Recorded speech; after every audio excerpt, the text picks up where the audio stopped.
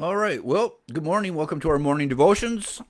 This is episode 206, and we're in 1 Kings 5. I posted verses 7 through 18, and I entitled this Solomon, Hiram, and the Question of the Levy. And this last part of this chapter is quite controversial in regards to what Solomon does to go about his construction projects. All right, so that's what we're going to look at.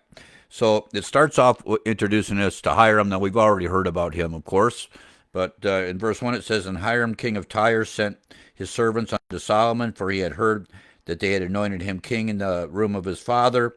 For Hiram was ever a lover of David, that they were really good friends. And Solomon sent to Hiram, saying, Thou knowest how that David my father could not build an house unto the name of the Lord his God for the wars which were about him on every side, until the Lord put them under the soles of his feet.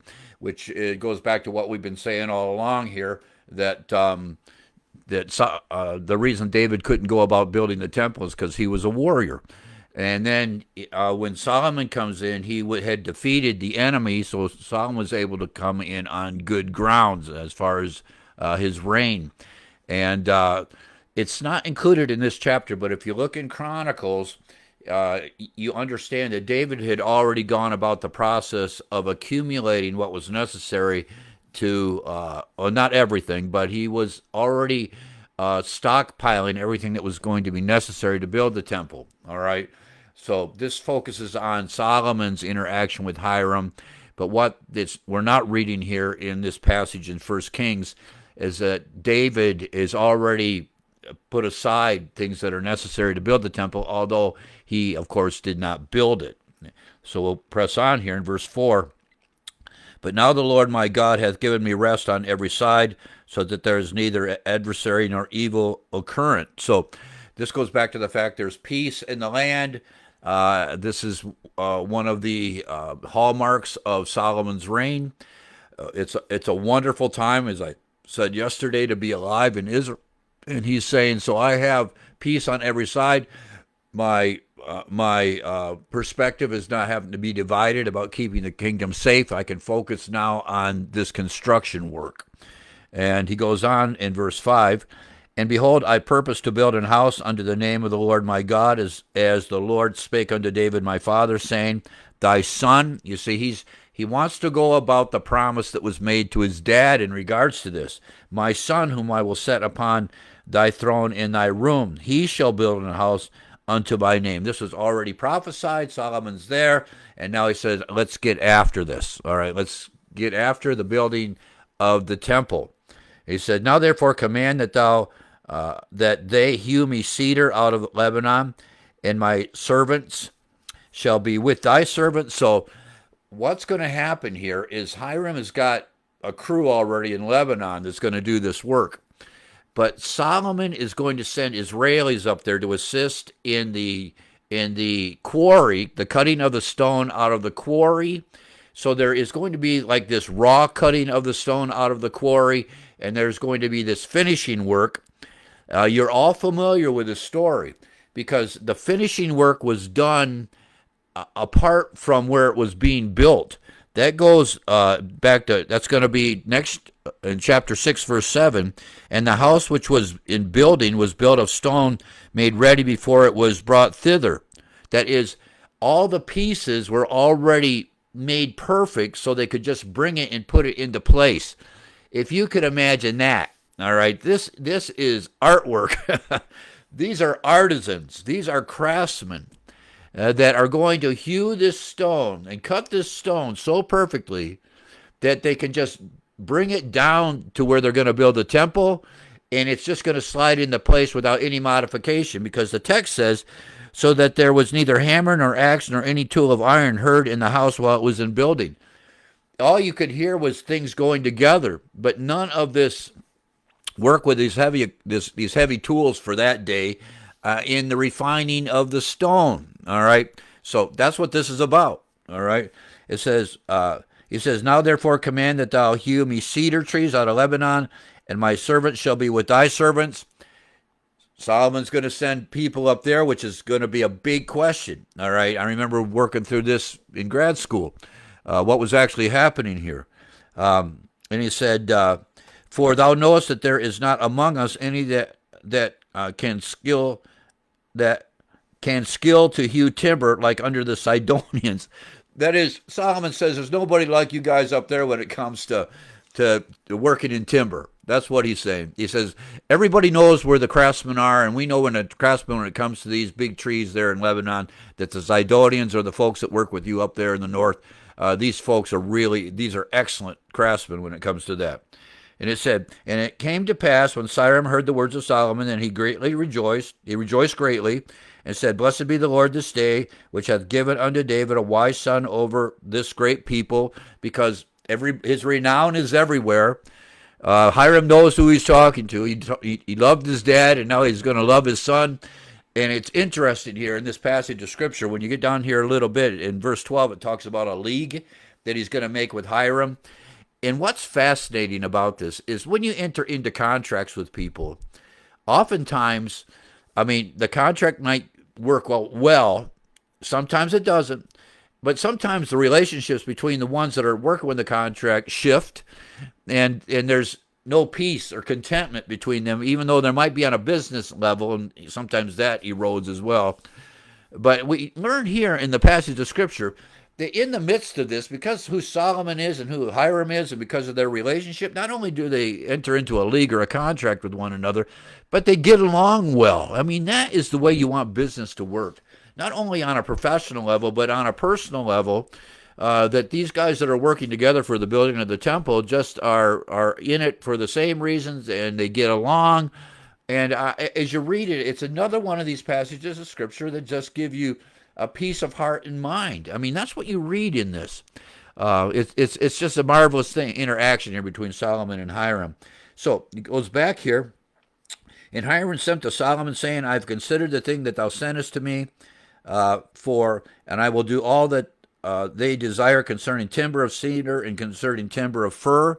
So this is the timber that we're going to produce. It says, my servant shall bring them down from Lebanon unto the sea. That is great. That issue here is, how do you move it from Lebanon down to Jerusalem? They are going to take it out into the Mediterranean Sea. They're going to lash it together, and they are some way. Now, we do this with barges. It's not just that. You remember about the Chicago fire, and I'm just doing this off the top of my head. I should have had more details. But remember when the Chicago fire and all Chicago burned down? The timber for that came out of Michigan. And that's where the Great Bear Dunes are now, because they so clear-cut that with those big trees that were there that all the topsoil went away, and now you have sand dunes that look like the desert on the shoreline of Lake Michigan there in Michigan. I took my family there, and we got in a Jeep. We were flying all over those dunes, climbing, and it was a lot of fun. Anyway, the way they moved the timber from Michigan is the same way. They clear cut it off the shore of Michigan there, and those big timbers just a little bit north of Muskegon. They lashed them together, and they floated this timber down the Lake Michigan to Chicago, where they did the work. This is the same thing that's happening up in Lebanon. They're going to cut these trees. They're going to take them out in the Mediterranean. They're going to lash them together, and they're going to float them down the Mediterranean Sea, and they're going to unload them down in Judah. All right? That's how all this timber is going to be moved. It's remarkable. When you have a water source, a river, or here it's the Mediterranean Sea, there's so many advantages to that by way of transportation. I mean, you can use ships, you can use barges, and here they're just going to float the wood. All right, so it's just something to keep in mind. Or rivers, when they start about these guys in timber in other parts of the country. So he says, my servant shall bring them down from Lebanon unto the sea, and I will convey them by sea in floats unto the place that thou shalt appoint me. That is, wherever you're going to place the harbor to gather this. So Solomon is going to have to build in the south a place to receive this timber that Hiram is going to float down the shore of the Mediterranean, all right, to get down here where this work is going to be done. He said, and will cause them to be discharged there, and thou shalt receive them, and thou shalt accomplish my desire in giving food for my household. So the deal is, I'm sending you this timber. you're sending me food. All right, that's it. And he goes on to say here. So Hiram gave Solomon cedar trees and fir trees according to all his desire, everything he needs. All right. Now these are one sentences that include all kinds of calculations. All right. So I mean, these are all hands-on actual functions that go on. You have guys that can cut timber. You have guys that can hew stone. You have the boltmen that can move the timber down to Judah from. You got to get the timber to the ocean, Mediterranean or the Mediterranean Sea. You have to build a place to receive it down there, like a harbor or a place to gather it in. Then you got to move it from Mediterranean into Jerusalem, which is on a hill, right? Everything is down from Jerusalem because Jerusalem is on the top of a hill. All of this is being orchestrated between these two guys. These are the decision makers, but when this decision was made, think of you got to have a lot of people employed to make this work. All right, that's what we're going to see. And it says, so Hiram gave Solomon cedar trees and fir trees according to all his desire, and Solomon gave Hiram 20,000 measures of wheat for food to his household, and 20 measures of pure oil. Thus gave Solomon to Hiram year after year by year. So we said a measure was about 86 gallons, so you can just do the calculations. He's giving them 20,000 measures of wheat and 20 measures of oil, and he did this annually. All right, this was an annual thing that Solomon did for Hiram. So there's the contract. You're sending me up the oil in the meal. I'm sending you down the timber. We're going to take it down on the Mediterranean Sea. We're going to float this stuff down there. And it says, verse 12, and the Lord gave Solomon wisdom as he promised him. So the whole thing being orchestrated is just a gigantic project. That's why when you get the temple built, it was considered one of the 7 wonders of the world. But behind it is hard work. This is just the way it goes. You make decisions, but sometimes oftentimes the decisions you make to actually fulfill it takes a lot. You got to be responsible. You got to get up every morning. You got to do it. It's hard. I mean, the hewers of stone and the guys working in the timber, the responsibilities of getting this all done. It's going to take back-breaking work to get this done. The temple did not just arise in a miracle, is the point. And isn't it interesting here when it comes to this? We're going to get these details about the labor force. The Bible wants us to know about the labor force, of all the things to know. Again, so he gave Solomon wisdom as he promised, and there was peace between Hiram and Solomon, and they two made a league together. I think it's wonderful. See, they're getting along. There's peace between these two guys.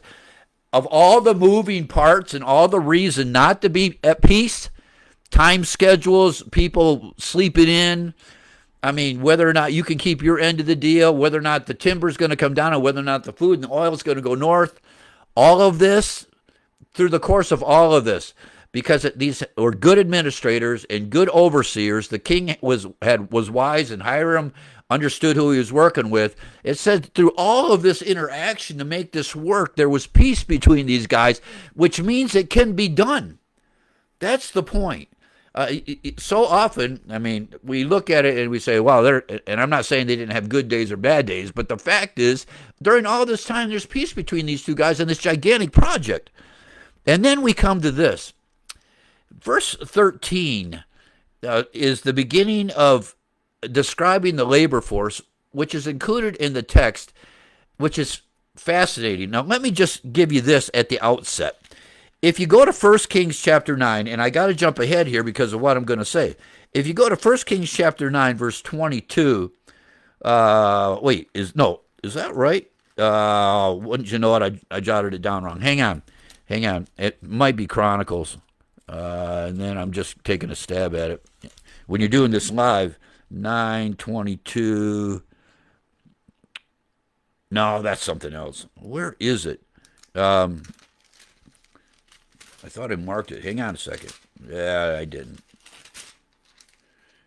Here it is. It is 1 Kings 9:22. I just can't read nines. Uh, you stand in the pulpit looking for the verse when you're looking right at it. I know it's probably never happened to you guys. Here it is, 1 Kings 9:22. In regards to the way Solomon employs his own people, Israelis.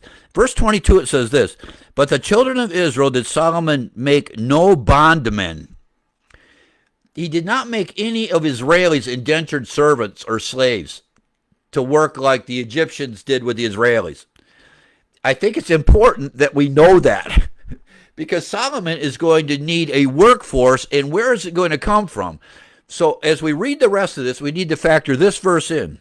But of the children of Israel did Solomon make no bondmen. It says this.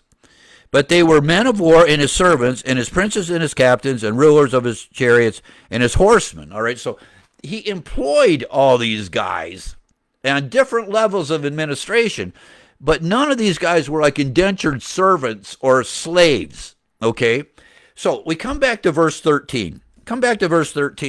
And he needs to raise a workforce to do this, beloved. And so here's where we have it in verse 13. And King Solomon raised a levy, which is a levy is when you need men to accomplish something. That's a levy. All right.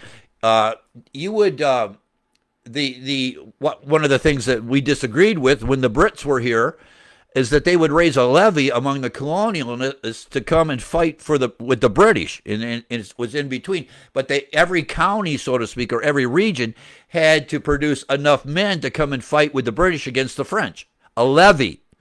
Here, the purpose is construction. So he's got to have enough men out of different regions of Israel to be part of this. Now, the point is, you might not want to be.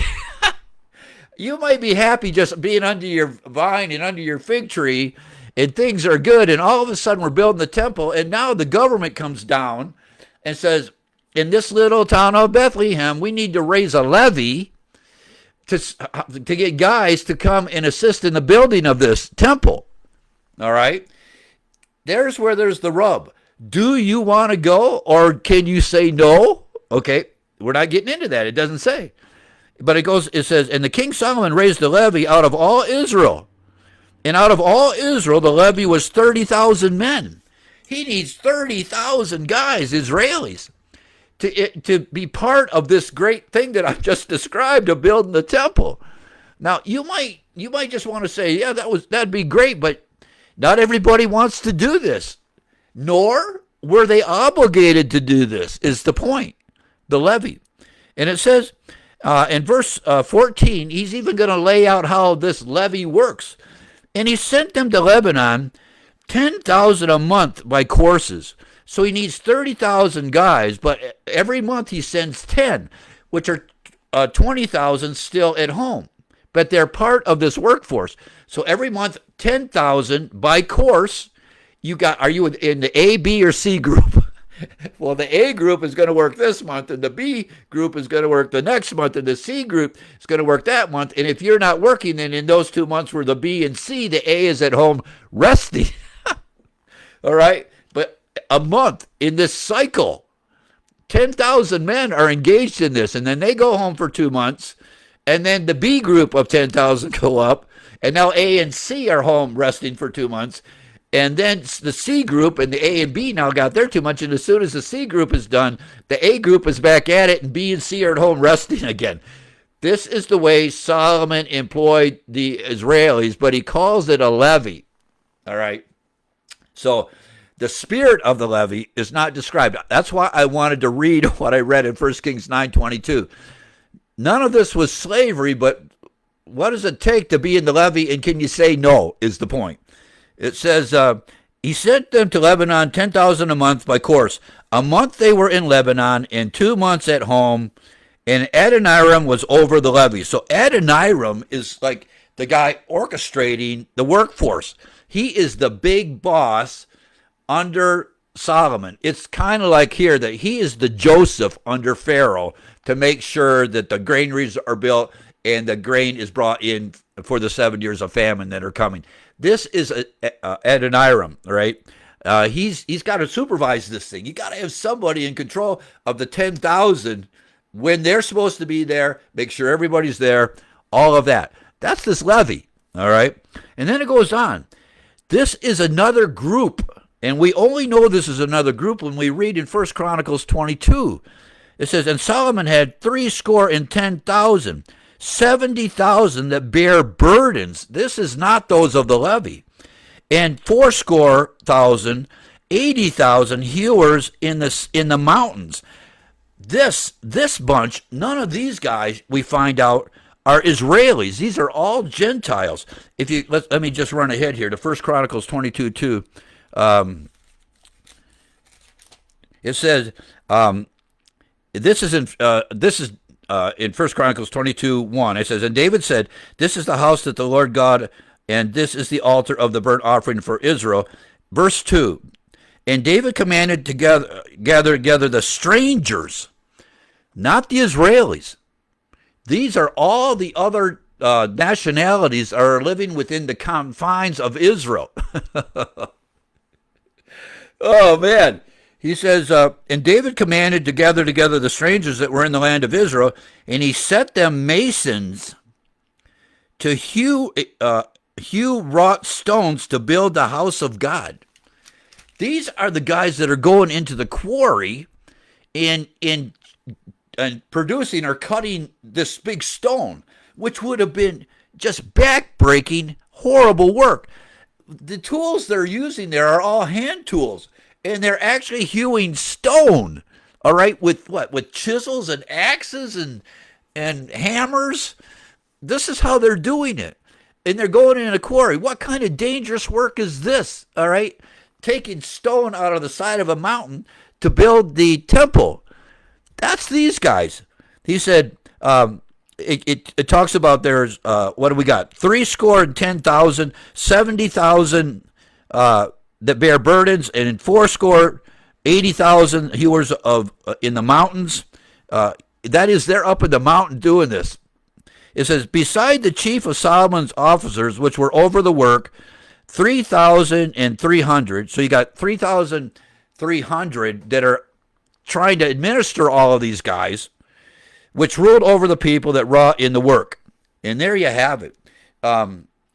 So we have on one side, we have a compulsory levy, and some Bible teachers, and I'm part of this, believe that this was part of the discontent that led to the dividing of the nation was because of this levy. Because you would think to yourself, this is not the way it should be.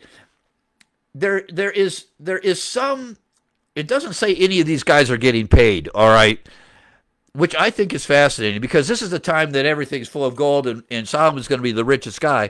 But when it comes to this levy, it doesn't say that everybody went home and they could build a new house because they were working for the government, all right. A compulsory levy. It was forced labor to some degree is the point, although not slavery. There you go. You got to cut it thin like that, which brings us down to why the kingdom was divided later. So it goes on.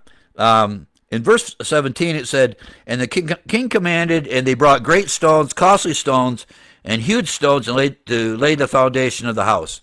All right, so this stone must have been transported from the quarry overland. All right, of course. Even as I say that, I can't say, of course. Hiram and Solomon are geniuses. Maybe there was so much timber they could actually put the huge stone on top of the barge that they lashed together. I don't know. All right, but the stone's got to get down from the quarry to Jerusalem as well. And it says, and Solomon's builders and Hiram's builders did hew them, and the stone squarers. My dad told the story. He was the best man for one of my dad's best buddies, and his best buddy was a craftsman. My dad would talk, and they would, when they were in school together, high school together, they had shop class together, and they would do woodworking. And he would talk about his buddy, and because of his eye and just the skills that the Lord gave him, one of the things that they had to do in shop, which my dad said was one of the most difficult things to do, was to take a block of wood and make a cube. A cube. And you're looking at me, you're saying, well, you know, I don't know if that'd be much work. Well, it's tough. Except he said his buddy could just do it. And there it is. And my dad, who had other skill sets, and for others in the class that weren't like so gifted in woodworking, would fight through this. I know I would, to take a block of wood and make it a square. I mean, straight all the way around, 90-degree angle square, a cube. Anyway, it says stone squares here because the way they're going to do this is these things have to be like cubes. I don't know if they have to actually be the same length as they are, but they have to be on right angles because they're going to stack it on one another and build a wall with this. And it all has to fit together perfectly. I just throw that out there to say some men can do this and some can't. People are not made equal.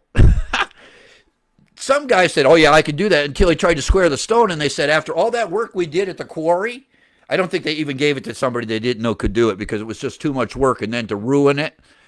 Because when you're dealing with stone, you can't glue something back on. It has to be like Michelangelo's sculptures. All right, Leonardo da Vinci's sculptures. It has to be perfect the first time. When we talk about the skill sets that we have here in the United States, and the only people that can do this, there's a handful I'm sure that could still do it, but we have to do this with a machine. Because a machine is going to be laser driven and the cut's going to be perfect and it's going to come out just the way we want it. All of this is done by hand, beloved. I just want you to think about that. That some are more gifted in certain areas than others, and we just have to sit back and accept that and not try to think that we could be the best at everything, because nobody is. All right? The Lord has endowed us with the abilities and skills and gifts to do specific things for him, but not everybody can do what you can do. And you can't do everything everybody else does. And I think when I talk about these stone squarers, it's just something to keep in mind. People are not in this, before God, we're all sinners, but as far as skill sets, we're not created equal at all. My Greek professor would talk about guys that, when he was in grad school, who never did any work learning the Greek language and how they were going to teach it when they got into seminary. They would play tennis. He said they would come into class with their tennis stuff on, throw their tennis racket and bag down, put their feet up on the chair next to him, and not take any notes. Because the Lord had given these men the intellect, like Solomon. They didn't have to take notes. They heard it once. They heard the principle, and they were experts in the Greek language. That wasn't me, and that wasn't my professor, which was an encouragement to us. We have to work hard to memorize this stuff, right? Not everybody's that way, is the point, beloved. And these are stone squarers. It goes on. So they prepared timber and stones to build a house, and that's how that ends, all right? So, one other thing. In 1 Kings 9:15, which I'm running out of time, you're wondering why there's all these guys doing this for just the temple. It's not just the temple. I will read this. Go back. 1 Kings 9. Hopefully I can read the 9 this time. 9:15. They're not just building the temple. This isn't just for building the temple. That's why they need all these guys. It says this is the reason of the Levy. This is why you need all these guys, which King Solomon raised. This is the reason why. For to build the house of the Lord, which is what we've been looking at, and his own house, they need all these guys for the palace, all right? And then we have these other cities that are going to be built. Milo, which I think is just a fort outside of Jerusalem. The wall of Jerusalem, we're going to work on fortifying the wall of Jerusalem, and Hazor and Megiddo and Gezer, or these other cities. So there's this gigantic building program going out under Solomon. He needs all of these guys to pull this off. That's what we're talking about. Oh, man. Yeah, I'll just stop there because we can talk about the rest of it later. All right. There you go. Of all the things included in the Bible, you're saying we got to learn about the levee and we got to learn about building. Again, I go back to my question. Well, why aren't we learning? Why doesn't the book of John have another chapter about the life of Christ? Why is this? Because God said this is important. We're supposed to know all this. All right. And so as we consider the principles and the truth of this, we take it with us today. And, well, good to see everybody this morning. And except for the Levy, and all, man, if you were not an Israeli living in the time of Solomon, it would have been tough. Okay, would have been tough. So, okay, well, the Lord bless you. And what's this, Thursday? So one more tomorrow. So the Lord bless you. Have a great day. We'll see you.